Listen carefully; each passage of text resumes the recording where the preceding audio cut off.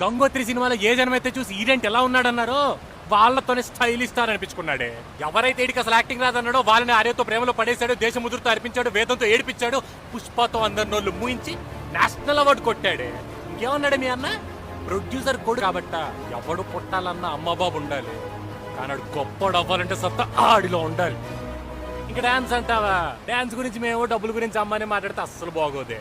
అసలు pan India అన్న పదం పుట్టక ముందే మావాడు పాన్ ఇండియాయే.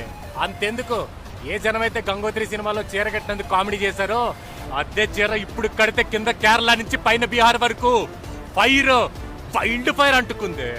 అదే మావాడి బ్రాండ్. ఎన్ఎస్ మాటలన్నారే అనండి, అనే మాటలు అనుకుంటానే పొండి, ఎదిగేతులు ఎదుక్కుంటానే పోతాం, వేసే మేము వేసుకుంటానే పొండి, కొట్టే ఇట్లు కొట్టుకుంటానే పోతాం. అమ్మ తగ్గేదేలా. నీ బోర్డంని భరించలేక ఇలా రీల్స్ చూస్తూ బతికేస్తున్నావు కదా. ఈ ఒంటరితనంతో చేసే పోరాటంలో మనం గెలవలేం మిత్రం.